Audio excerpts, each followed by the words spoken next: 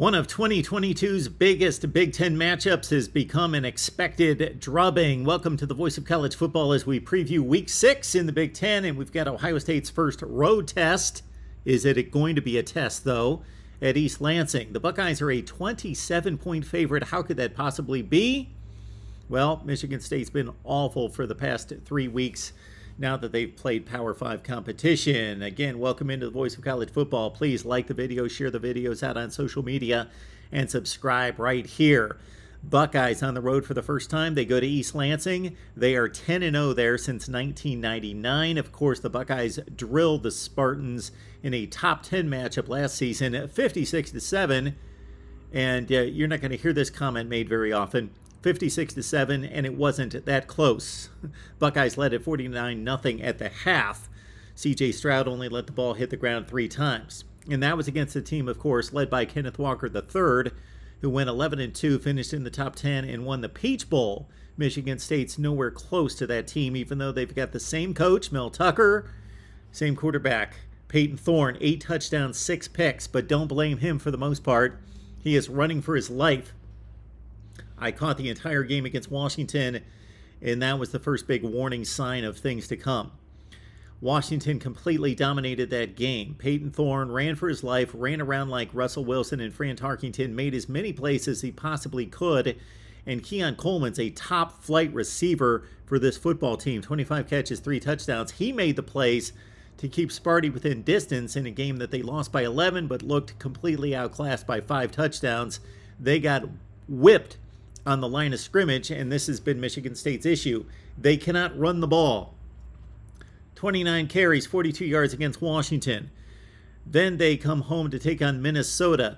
Listen to this one. The Gophers rush for 240, Michigan State 38 yards. Time of possession, Minnesota 43-17. Michigan State didn't score a touchdown against the Gophers until there was 17 seconds left in the game. Basically shut out against Minnesota. They go to Maryland. They play better last week.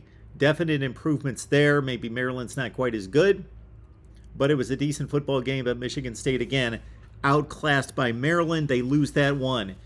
Between Wisconsin transfer Jalen Berger, Jarek Broussard coming in from Colorado, and Elijah Collins, they split the carries between those 3, but nobody's getting the job done against the better defenses. The offensive line has been awful, and we know what the defenses look like. We'll get to that in just a second.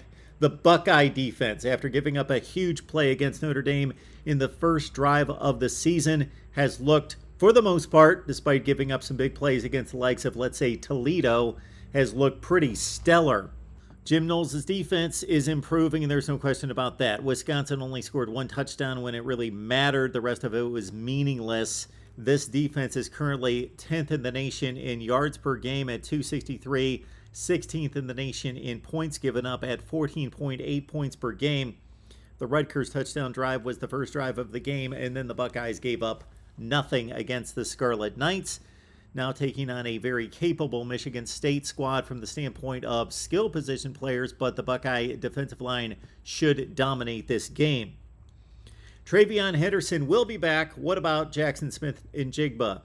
Probably not for this trip to East Lansing. We hope the best for him, of course, to get him back out on the field, possibly the best wide receiver in college football. In his absence, Emeka Egbuka, 512 yards receiving already on the season through 5 games.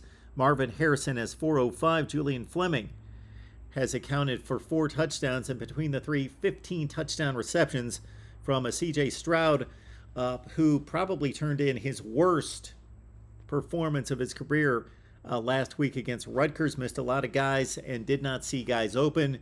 Still continues to refuse to run with the football even when the green grass is right in front of him. We mentioned Travion Henderson might be back. Mayan Williams has been a beast.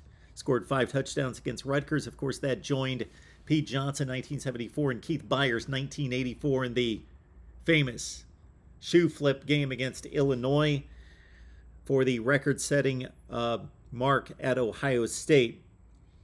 CJ still at 69% completion percentage, 18 touchdowns and 2 picks. The offensive line has not only been talented, as it always is in producing NFL-type players, but nasty, running the football This is the best offense in college football. The rankings are number 1 in the nation in points and number 3 in yardage. The Michigan State defense shredded against Washington and Michael Penix for 385 yards, and it was worse than that. You had to watch it. And 2 Big Ten quarterbacks, Tanner Morgan and Talia Tagovailoa, have completed 82% of their passes against Michigan State's secondary.